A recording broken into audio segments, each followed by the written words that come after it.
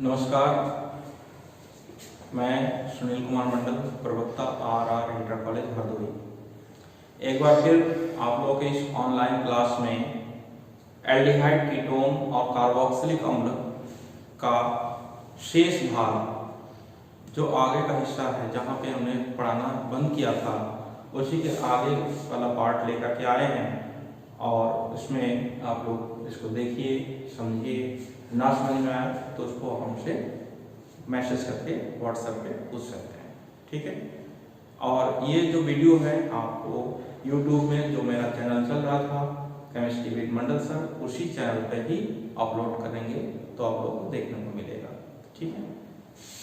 सबसे पहले इसमें जो टॉपिक हम दे रहे हैं रिफॉर्मेटिस की अभिक्रिया। कौन सा अभिक्रिया? रिफॉर्मेटिस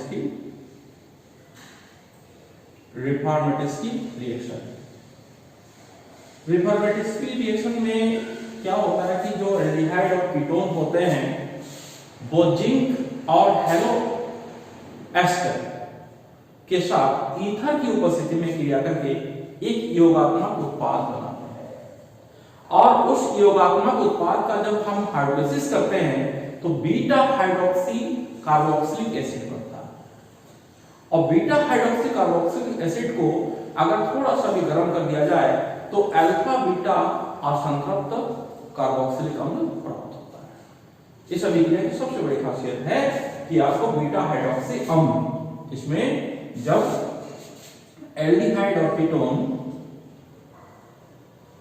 एल्डिहाइड या कीटोन की क्रिया जिंक धातु के साथ अल्फा हेलो का मतलब होता है, अभी हम समझा देंगे, अल्फा हेलो एस्टर के साथ ईथर की उपस्थिति में कराते हैं। ईथर की उपस्थिति में कराने से एक योगात्मक उत्पाद प्राप्त होता है। योगात्मक उत्पाद जिसका जल अपघटन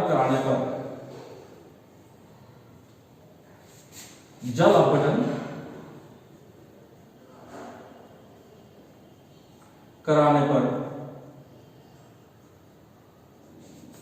बीटा हाइड्रोक्सी अम्ल प्राप्त होता है।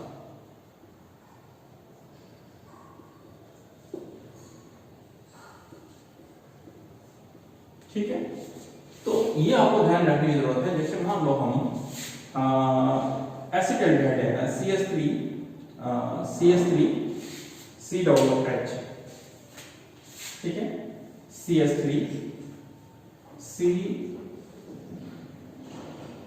CHO एसिड एल्डिहाइड है। क्या नाम है उसका? Acid aldehyde. एसिड एल्डिहाइड लेकर के अगर हम इसकी क्रिया जिंक धातु और बी अल्फा हेलो एस्टर, अभी हम इसको समझा दे रहे हैं। अल्फा हेलो एस्टर में बीटा ब्रोमीन COO-C2S5 होता क्या है। सपोज हमारा ये CH2 होगा यहाँ पे, क्यों? क्योंकि अगर हम एथिल एसीटेट, देखिए समझिए इसको पहले, एथिल एसीटेट ये एक एस्टर है। अगर इस एस्टर ग्रुप में ये क्रियात्मक समूह है, इस क्रियात्मक समूह के जस्ट लगा हुआ जो कार्बन है इसको हम अल्फा कार्बन कहते हैं। क्या कहते हैं? Alpha carbon. और इस कार्बन पर जो हाइड्रोजन होंगे वो अल्फा हाइड्रोजन कहलाएंगे। उस अल्फा हाइड्रोजन में से एक हाइड्रोजन का अगर हम प्रतिस्थापन किसी हैलोजन परमाणु के द्वारा करा दें तो उसको हम अल्फा हेलो एस्टर कहते हैं, ठीक है। अल्फा हाइड्रोजन का प्रतिस्थापन किसके द्वारा कराए? हैलोजन समूह यानी कि X के द्वारा, चाहे क्लोरीन हो, चाहे ब्रोमीन हो या आयोडीन हो, इसके द्वारा जब प्रतिस्थापन करें तो उसे हम कहते हैं अल्फा हेलो एस्टर। तो अल्फा हेलो एस्टर में एक्टिव मेथिलीन समूह होते हैं। कौन सा समूह होता है? सक्रिय मेथिलीन समूह। और सर इसके साथ जब क्रिया कराएंगे तो देखिए योगात्मक उत्पाद कैसे बनते हैं, क्योंकि यहाँ पर इलेक्ट्रोमैग्नेटिक इफेक्ट उत्पन्न होगा और यहाँ पे ईथर की उपस्थिति में होगा। किसकी उपस्थिति में? ईथर की उपस्थिति में। तो ये किस प्रकार से योगात्मक उत्पाद बनाएगा? ये जैसे यहाँ पर ऑक्सीजन है वो ZnBr, ये इधर वाला समूह ये टोटल इस पे चला जाएगा और ये जो शेष समूह है ये वाला इधर वाला समूह ये पूरा का पूरा यहाँ जुड़ जाएगा CH2 COO C2H5। ये योगात्मक उत्पाद है, ये अंतिम उत्पाद नहीं, अस्थायी उत्पाद है, योगात्मक उत्पाद। जब इसका हाइड्रोलिसिस करेंगे, जल अपघटन कराएंगे, ठीक है, जल अपघटन कराएंगे, अम्लीय जल अपघटन कराते हैं, जल अपघटन कराएंगे तो जल कणों, क्योंकि H+ आयन की उपस्थिति में हो रहा, तो जल कणों H+ आयन और OH- आयन में टूटेंगे, तो इसमें से H+ आयन और OH- आयन यहाँ पर, और ये भी एक समूह इसमें टूट जाएगा, और यहाँ पर आप अच्छी तरीके से जानते हो H+ आयन और OH- आयन। तो ये एक समूह अलग हो जाएगा और ये एक समूह यहाँ से अलग हो जाएगा। जो अलग होने वाला समूह इसको हमने सर्किल कर दिया। तो यहाँ पर क्या बन गया? ZnOH, Zn की दो वैलेंसी होते हैं, ZnOH Br, और एक समूह अलग हो गया और एक एथिल अल्कोहल C2H5OH, ये यहाँ से डिलीट हो गया, हट गया। अब जो बचा हुआ है उसको देखिए क्या लिखा हुआ, क्या बचा है? CH3, जो बचा हुआ वही हम लिख रहे हैं यहाँ पर, ये OH बचा हाइड्रोक्सिल समूह और ये CH2 COO और यहाँ पे क्या आ गया? H आ गया। इसे बीटा हाइड्रोक्सी एसिड क्यों कहते हैं? क्योंकि ये हमारा कार्बोक्सिलिक ग्रुप है। क्या है? कार्बोक्सिलिक ग्रुप है। तो कार्बोक्सिलिक ग्रुप को हमेशा वरीयता पहली मिलती है। तो अगर इसको वरीयता पहली मिलेगी तो 1 2 यानी कि इस क्रियात्मक समूह के साथ, ये फंक्शनल ग्रुप है, इसके साथ में जो लगा हुआ कार्बन है इसको हम कहते हैं अल्फा कार्बन, और उसके बाद वाला कार्बन ये बीटा कार्बन, उसके बाद वाला कार्बन ये गामा कार्बन। इस तरीके से लिखा जाता है, अल्फा, बीटा, फिर गामा, फिर डेल्टा, फिर इस तरीके से बढ़ता जाता है। तो बीटा कार्बन पर हाइड्रोक्सिल समूह जुड़ा हुआ है, तो इसको हम क्या कहेंगे? यहाँ पे OH समूह को यहाँ पे हाइड्रोक्सी कहेंगे, तो बीटा हाइड्रोक्सी अम्ल। देखिए हमने यही लिखा, बीटा हाइड्रोक्सी अम्ल, बीटा हाइड्रोक्सी अम्ल बनता है। अगर इसको आप हीट कर देते हैं, गर्म कर देते हैं, डेल्टा लिख देते हैं या हीट लिख देते हैं, ठीक है, तो जब हीट कर देते हैं तो यहां से एक हाइड्रोजन परमाणु,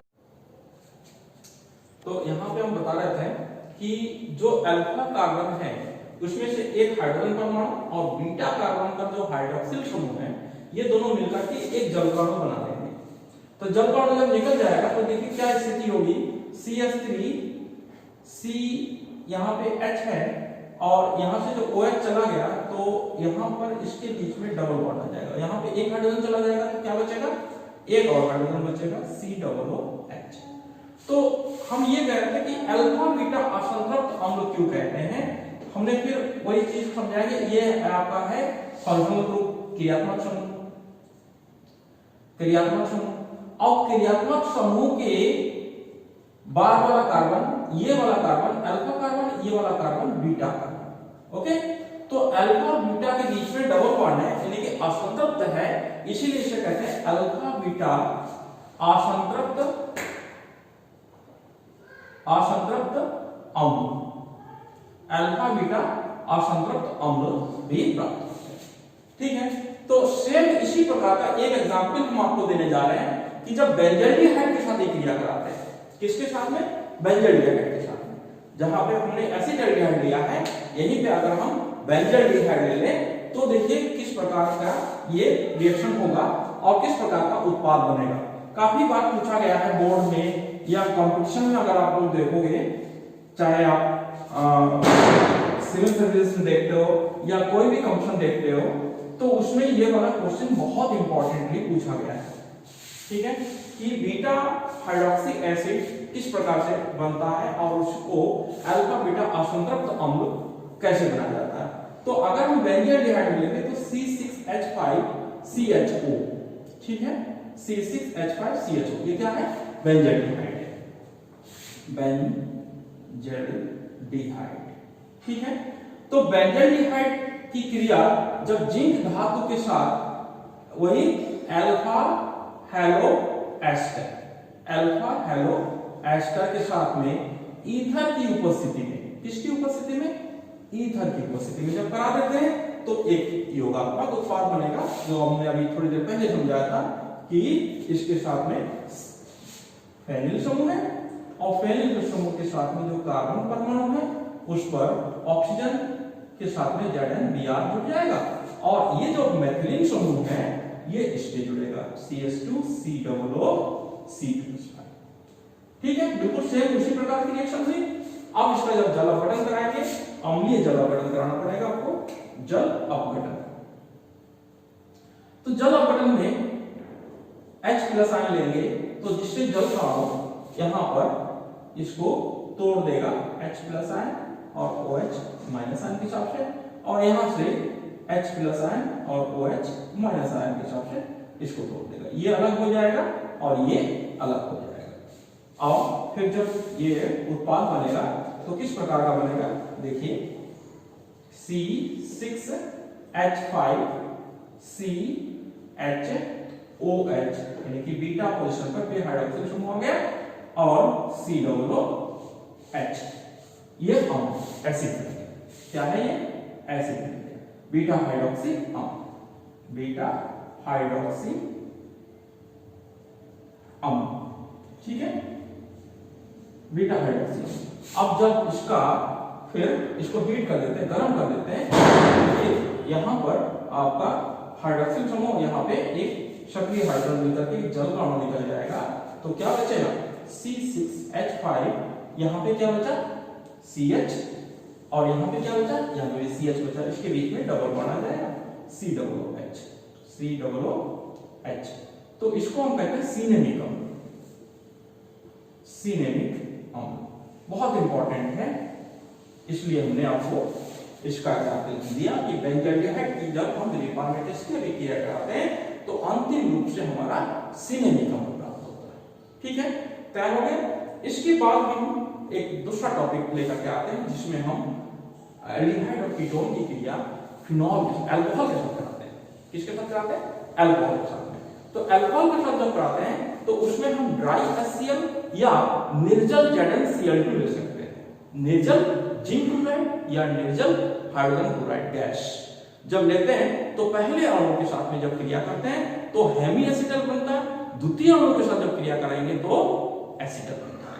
बहुत इंपॉर्टेंट रिएक्शन ये भी है कि जब हम एल्डिहाइड और कीटोन की क्रिया अल्कोहल के साथ कराते हैं, ड्राई HCl या निर्जल ZnCl2 की उपस्थिति में, तो हेमी एसिटल और अंतिम रूप से एसिटल के अणु प्राप्त होता है। ठीक है, तो इसको तैयार कर लीजिए अल्कोहल के साथ। ठीक है, ये भी रिएक्शन बोर्ड में पूछा गया है, अल्कोहल के साथ में क्रिया के साथ क्रिया। तो एल्डिहाइड और कीटोन, एल्डिहाइड कीटोन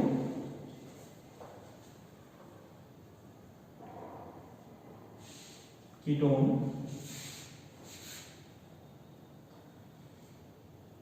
निर्जल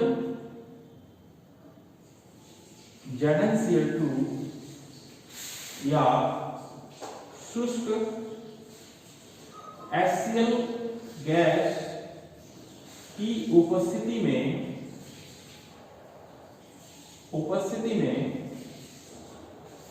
अल्कोहल के साथ क्रिया करके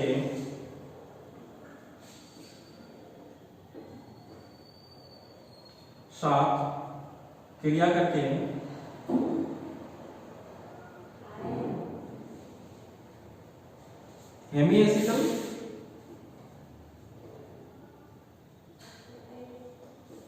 तथा एसिटल बनता है।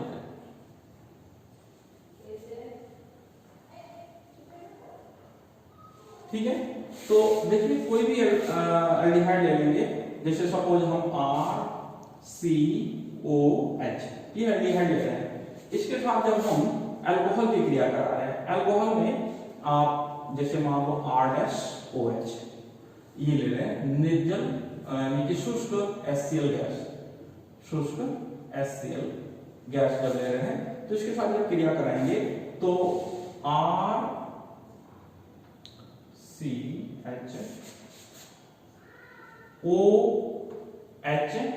और OR डैश ये बनेगा, इसका कहते हैं हेमी एसिटल, हेमी एसिटल। ठीक है।